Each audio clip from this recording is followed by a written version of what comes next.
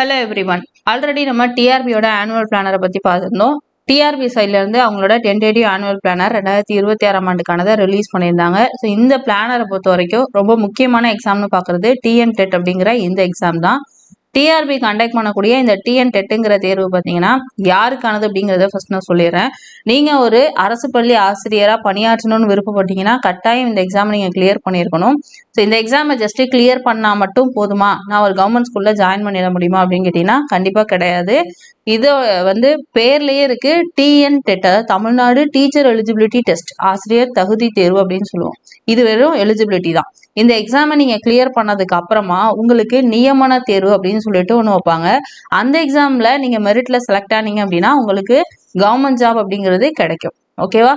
Government ஜாபுக்கு மட்டும் இல்லை, சில ப்ரைவேட் ஸ்கூல்ஸ்லையுமே இப்போவே டெட் எலிஜிபிலிட்டி இருந்தால் தான் எடுப்போம் அப்படிங்கிற பேட்டர்ன்ஸையும் கொண்டு வந்துட்டாங்க. ஸோ அப்போ ஃப்யூச்சரில் நீங்கள் ஒரு டீச்சராக சர்வை பண்ணணும் அப்படின்னா கண்டிப்பாக இந்த டெட் எலிஜிபிலிட்டி அப்படிங்கிறது ரொம்ப ரொம்ப முக்கியமானது. ஸோ நீங்கள் ஆசிரியராக இருக்கணும், ஒரு ஆசிரியராக பணியாற்றணும், ஒரு ப்ரைவேட் ஸ்கூல்லையாவது நான் பணியாற்றிக்கிறேன் அப்படின்னு நீங்கள் நினச்சா கூட இந்த டெட்டுங்கிற எக்ஸாமை நீங்கள் கிளியர் பண்ணியிருக்கணும். ரொம்ப ரொம்ப முக்கியம். ஓகேவா? ஸோ இப்போ இந்த டிஎன் டெட்டை பார்த்தீங்கன்னா பேப்பர் 1 பேப்பர் 2ன்னு சொல்லிட்டு நமக்கு 2 எக்ஸாம் இருக்குது. Paper 1 paper 2. பேப்பர் 1 பொறுத்த வரைக்கும் பார்த்தீங்கன்னா பிரைமரி ஸ்கூல், அதாவது 1ஆம் வகுப்புலேருந்து 5ஆம் வகுப்பு வரைக்கும் கிளாஸ் எடுக்கக்கூடிய ஆசிரியர்களுக்கான தேர்வு. பேப்பர் 2 பார்த்தீங்க அப்படின்னா இடைநிலை ஆசிரியர்னு சொல்லுவோம் இல்லையா, 6ஆம் வகுப்புலேருந்து 10ஆம் வகுப்பு வரையும் அவங்களுக்கான தேர்வு தான் பேப்பர் 2. இப்போ நம்ம இந்த வீடியோவில் முழுக்க பேப்பர் 1 பற்றி தான் பார்க்க போகிறோம். ஸோ டெட் பேப்பர் 1 தேர்வுக்கு நீங்கள் அப்ளை பண்ணணும்னா உங்களுக்கு என்ன குவாலிஃபிகேஷன் இருக்கணும், அந்த எக்ஸாமை கிளியர் பண்ணுறதுக்கு என்ன படிக்கணும், அந்த எக்ஸாமில் கொஷின்ஸ் எப்படி இருக்கும், என்னென்ன சப்ஜெக்ட்லேருந்து கொஷின்ஸ் கேட்பாங்கங்கிற எக்ஸாம் பேட்டர்ன், அண்ட் அந்த எக்ஸாமோட சிலபஸ் என்ன, அந்த எக்ஸாமோட பாஸ் மார்க் என்ன அப்படிங்கிற முழு தகவல் A to Z பேப்பர் 1 பற்றின தகவலை நம்ம பார்க்க போகிறோம். ஸோ நீங்கள் டெட் பேப்பர் 1க்கு ப்ரிப்பேர் பண்ணிட்டு இருக்கீங்க அப்படின்னா கண்டிப்பாக இந்த வீடியோவை ஃபுல்லாக பாருங்கள். ஏன்னா நம்ம ஃபுல் டீட்டெயில்ஸையும் உங்களுக்கு கொடுக்க போகிறோம். ஓகேவா? ஸோ குவாலிஃபிகேஷனை பொறுத்த வரைக்கும் நீங்கள் டிடெட் கம்ப்ளீட் பண்ணியிருக்கணும். ஸோ டீச்சர் ட்ரைனிங் கம்ப்ளீட் பண்ணியிருக்கீங்க அப்படின்னா டெட் பேப்பர் 1க்கு நோட்டிஃபிகேஷன் வரும்போது நீங்கள் கண்டிப்பாக அப்ளை பண்ணலாம். என்ன படிக்கணுன்றதை பார்க்கறதுக்கு முன்னாடி அந்த எக்ஸாமோட சிலபஸ், எக்ஸாம் பேட்டர்னை நான் சொல்லிடுறேன். ஸோ அப்போ உங்களுக்கு இன்னுமே புரியும். ஓகேவா? ஸோ இப்போ நீங்கள் ஸ்க்ரீனில் பார்க்குறது 1 to 5 கிளாஸ் எடுக்கக்கூடிய டீச்சர்ஸ்க்கான எக்ஸாம் பேட்டர்ன் அண்ட் சிலபஸ் தான். ஓகேவா? ஸோ இதை பொறுத்த வரைக்கும் உங்களுக்கு டோட்டலாக 150 கொஷின்ஸ் கேட்பாங்க. ஒரு கொஷினுக்கு 1 மார்க்கு, நெகட்டிவ் மார்க் அப்படிங்கிறது கிடையாது. ஓகேவா? லாஸ்ட்டாக நடந்தது 2025ஆம் ஆண்டு எக்ஸாம் நடந்திருக்கும். அதுக்கு முன்னாடி 2022ல் ஒரு எக்ஸாம் நடந்திருக்கும். அந்த எக்ஸாம் பார்த்தீங்க அப்படின்னா முழுக்க ஆன்லைனில் கண்டக்ட் பண்ணாங்க. ஆனால் 2025ல் கண்டக்ட் பண்ண எக்ஸாம் ஆஃப்லைனில் மாற்றிட்டாங்க. ஸோ அப்போ அடுத்தடுத்து வரக்கூடிய தேர்வுகளும் மேக்ஸிமம் ஆஃப்லைன் எக்ஸாம், அதாவது OMR பேஸ் பண்ண எக்ஸாமாக இருக்கிறதுக்கு தான் சான்சஸ் இருக்குது. ஸோ அதனால் நீங்கள் ஆன்லைன் எக்ஸாமை பற்றி பயப்பட வேண்டாம். ஓகேவா? ஸோ இப்போ இந்த எக்ஸாமுக்கு நெகட்டிவ் மார்க் அப்படிங்கிற ஒன்று கிடையவே செய்யாது. இந்த இன்னொரு இம்பார்ட்டண்டான விஷயம் என்னன்னா, நீங்கள் கரண்ட் அஃபேர்ஸ்னு ஒன்று படிக்கவே வேண்டாம்.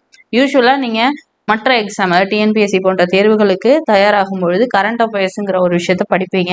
ஆனால் இங்கே உங்களுக்கு கரண்ட் அஃபேர்ஸ் கிடையாது. ஸோ அந்த ஒரு விஷயத்த ஞாபகம் வச்சுக்கோங்க. ஓகேவா? ஸோ இந்த எக்ஸாமுக்கு என்னென்ன சப்ஜெக்ட் படிக்கணும் அப்படின்னா சைல்டு டெவலப்மெண்ட் அண்ட் பெடகாலஜி, அதாவது சைக்காலஜி அப்படின்னு சொல்லிட்டு டீட்டெயிலில் படிச்சிருப்பீங்க இல்லையா. 6 வயதுலேருந்து 11 வயது இருக்கக்கூடிய அந்த ஏஜ் குரூப்புக்கான அந்த சைக்காலஜியை பற்றி கொஷின்ஸ் கேட்பாங்க. ஸோ இது பார்த்தீங்க அப்படின்னா உங்களுக்கு 30 கொஷினுக்கு வரும். கொஷின் தமிழ் அண்ட் இங்கிலீஷ் 2 மீடியம்லையும் கொடுத்துருப்பாங்க. ஓகேவா? ஸோ அப்போ அது பிரச்சனை கிடையாது. லாங்குவேஜை பொறுத்த வரைக்கும் 2 லாங்குவேஜ்லையும் கொஷின் இருக்கும். அண்ட் பெடகாலஜியில் 30 கொஷின் வரும். அடுத்தது பார்த்தீங்கன்னா லாங்குவேஜ் தமிழில் இருந்து உங்களுக்கு 30 கொஷின் கேட்பாங்க. ஒவ்வொரு கொஷினுக்கும் ஒவ்வொரு மார்க்கு, டோட்டலாக 150 கொஷின், 150 மார்க்குக்கு கொஷின்ஸ் இருக்கும். ஓகே? தமிழுக்கு அடுத்தது பார்த்தீங்கன்னா இங்கிலீஷ், இதுவும் 30 கொஷின்ஸ் கேட்பாங்க. அண்ட் மேக்ஸும் 30 கொஷின். ஃபைனலாக பார்த்தீங்கன்னா என்விரான்மெண்டல் ஸ்டடீஸ், அதாவது EVSன்னு சொல்லுவோம். ஸோ இதில் இருந்து 30 கொஷின். அது என்ன EVS அப்படின்னா சயின்ஸ் ப்ளஸ் சோஷியல் சயின்ஸ் ரெண்டும் கலந்து என்ன பண்ணுவாங்க, 30 கொஷின் கேட்பாங்க. அப்போ இதில் 15 அதில் 15ங்கிற மாதிரி டோட்டலாக 30 கொஷின் கேட்பாங்க. ஸோ நான் முன்னாடியே சொல்லிட்டேன், எல்லாம் சேர்த்து உங்களுக்கு 150 கொஷின், ஒரு கொஷினுக்கு 1 மார்க்குன்னு இருக்கும். ஓகே? ஸோ இப்போ இதுக்கான சிலபஸ் என்ன, எத்தனை சப்ஜெக்ட்ஸ் கேட்பாங்க அப்படிங்கிறது தெரிஞ்சுட்டு இதற்கான சிலபஸ் என்ன படிக்கணும் அதை நம்ம பார்த்துடலாம். சிலபஸில் ஃபஸ்ட்டு நமக்கு இருக்கிறது வந்து சைக்காலஜியில் பார்த்திங்க அப்படின்னா உங்களுக்கு 6 வயதுலேருந்து 11 வயது வரைக்கும் இருக்கக்கூடிய அந்த ஏஜ் குரூப் அவங்களுக்கான சைக்காலஜி பற்றி கொஷின்ஸ் வரும். அது மட்டும் இல்லாமல் லேர்னிங் அண்ட் டீச்சிங் இருக்கு இல்லையா, இது ரெண்டும் கம்பைன் பண்ணி உங்களுக்கு வந்து கொஷின்ஸ் வந்து கேட்பாங்க. இது எல்லாமே பார்த்திங்கன்னா ஆல்ரெடி நீங்கள் டீடெட் படிக்கும்பொழுது படிச்சிருப்பீங்க இல்லையா, அதுலேருந்து தான் உங்களுக்கு வந்து கொஷின்ஸ் வந்து இருக்கும். பார்க்க போகிறது தமிழுக்கான சிலபஸ். தமிழை பொறுத்த வரைக்கும் இவங்க சிலபஸில் இங்கே என்ன கொடுத்துருப்பாங்கன்னா ஃபஸ்ட் ஸ்டாண்டர்ட்லேருந்து 5th ஸ்டாண்டர்ட் வரைக்கும் கொடுத்துருப்பாங்க. ஆனால் நமக்கு கொஷினை பொறுத்த வரைக்கும் 5th ஸ்டாண்டர்ட் வரைக்கும் கொஷின்ஸ் கேட்க மாட்டாங்க. நமக்கு அதை தாண்டி அட்லீஸ்ட் 6வதுலேருந்து 8வது வரைக்குமாவது நீங்கள் படிக்கணும். ஆனால் இதுவுமே தமிழுக்கு பத்தாது. ஏன்னா லாஸ்ட் 2025 கேட்ட கொஷின்ஸ்லாம் பார்த்தீங்கன்னா அப் டு 10th வரைக்கும் தமிழில் கொஷின்ஸ் கேட்டிருக்காங்க. ஸோ அதனால் டெட் பேப்பர் 1 தானே, நம்ம வந்து ஜஸ்ட்டு 5th வரை படித்தா போதும், இல்லை 8th வரை படித்தா போதும் அப்படின்னு சொல்லிட்டு நீங்கள் அசால்ட்டாக விட்டீங்க அப்படின்னா உங்கள் மார்க் அதுக்கு தகுந்த மாதிரி தான் வரும். கண்டிப்பாக பார்டரில் உங்கள் மார்க் வந்து நின்றுடும், பாஸ் பண்ணவே முடியாது. ஸோ அப்போ இருக்கக்கூடிய ஒவ்வொரு கொஷினும் ரொம்ப முக்கியமானதாக நினச்சிட்டு நீங்கள் படிச்சிங்க அப்படின்னா தான் உங்களால் மார்க் வந்து நிறைய வாங்க முடியும், ஈஸியாக பாஸ் பண்ணவும் முடியும். ஸோ அப்போ தமிழை பொறுத்த வரைக்கும் நீங்கள் 6thலேருந்து 10th வரைக்கும், 6thலேருந்துன்னு சொல்கிறத விட ஃபஸ்ட் ஸ்டாண்டர்ட்லேருந்து 10th ஸ்டாண்டர்ட் வரைக்கும் அப்படின்னு சொல்லலாம். ஏன்னா ரொம்ப வந்து கண்டென்ட் வந்து 5th ஸ்டாண்டர்ட் வரை இருக்காது. அதனால நான் 6th to 10th வரை அப்படின்னு சொல்லியிருக்கேன். ஓகேவா? ஸோ இதை வந்து தமிழை பொறுத்த வரைக்கும் இதை படிச்சுக்கோங்க. அண்ட் இதில் சிலபஸை பொறுத்த வரைக்கும் பாக்ஸாக கொடுத்துருப்பாங்க. இதை பார்த்து நீங்கள் கன்ஃபியூஸ் ஆக வேண்டாம். ஜஸ்ட்டு நீங்கள் ஸ்கூல் புக்கில் இருக்கிறத அப்படியே படிச்சிங்கனாவே போதும். அதுதான் இங்கே வந்து பிரித்து கொடுத்துருப்பாங்க. ஓகே, அடுத்தது இங்கிலீஷோட சிலபஸும் இதே மாதிரி தான் பாக்ஸாக கொடுத்துருப்பாங்க. அதில் நீங்கள் என்ன பண்ணணும் அப்படின்னா இதில் 1 to 5 அப்படின்னு கொடுத்துருப்பாங்க. பட் ஆனால் நான் சொன்ன மாதிரி நீங்கள் என்ன பண்ணணும், அட்லீஸ்ட் வந்து 6th to 8th வரைக்குமாவது படிச்சுக்கோங்க.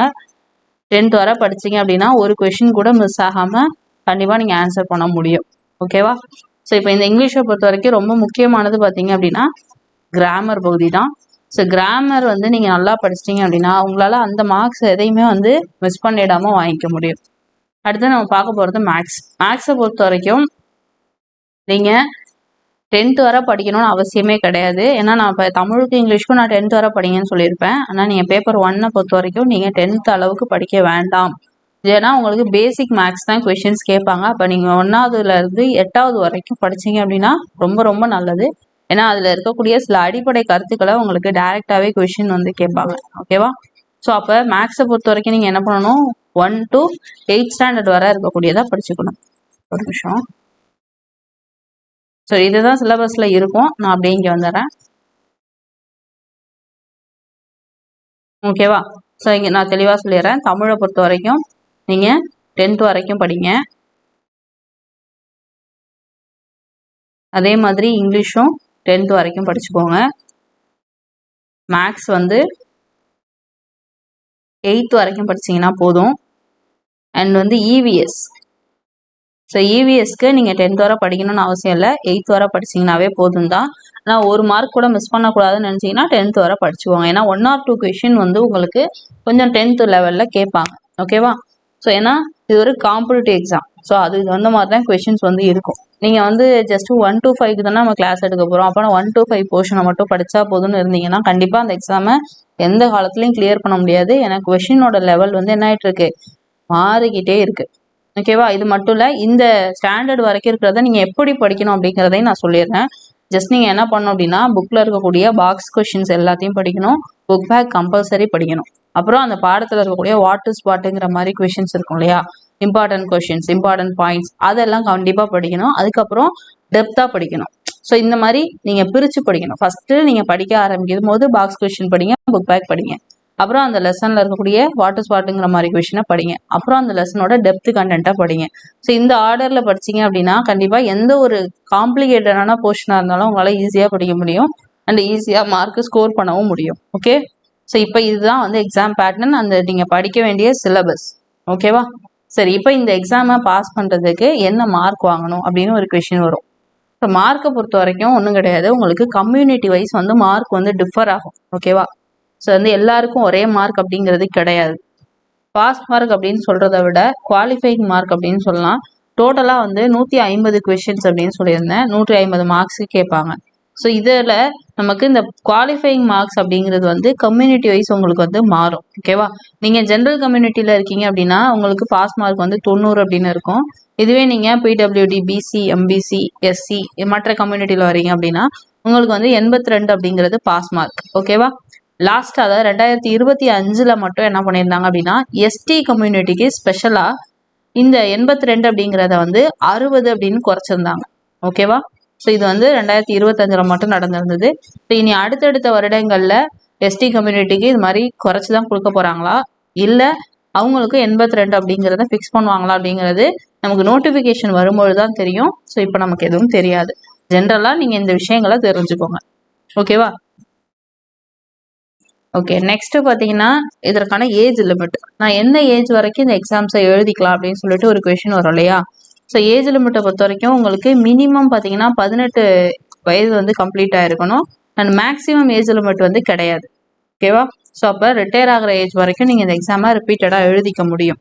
ஓகே, ஸோ இப்போ இந்த எக்ஸாமுக்கான நோட்டிஃபிகேஷன் எப்போ வரும், எப்போ நான் இந்த எக்ஸாம்ஸ்க்கு வந்து அப்ளை பண்ண முடியும் அப்படின்னா டிஎன் டெட் அப்படின்னு சொல்லிட்டு தான் ஆனுவல் பிளானரில் கொடுத்துருக்காங்க. பேப்பர் 1 பேப்பர் 2ன்னு சொல்லி செப்பரேட்டாக கொடுக்கல. ஓகேவா?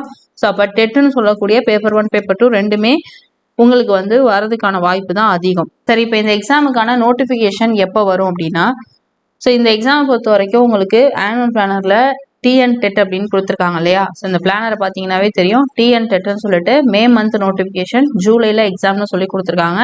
அதே மாதிரி அக்டோபரில் உங்களுக்கு வந்து நோட்டிஃபிகேஷன், டிசம்பரில் எக்ஸாம்னு சொல்லி கொடுத்துருக்காங்க. ஸோ அப்போ இந்த டிஎன் டெட்டுன்றது வந்து பேப்பர் 1 பேப்பர் 2ன்ற ரெண்டையும் சேர்த்தது தான்.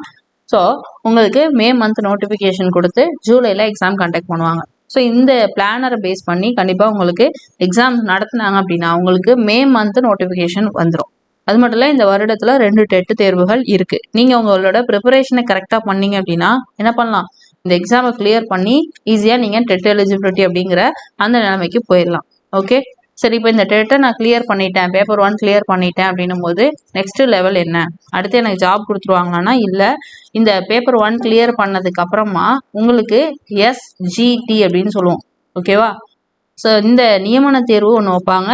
இதில் எக்ஸாம் பேட்டர்ன் எல்லாமே கொஞ்சம் சேஞ்ச் ஆகும். ஸோ அதை பேஸ் பண்ணி இந்த எக்ஸாமில் நீங்கள் மெரிட்டில் செலக்ட் ஆனீங்க அப்படின்னா உங்களுக்கான ஜாப் வந்து கன்ஃபார்மாக கிடைக்கும்.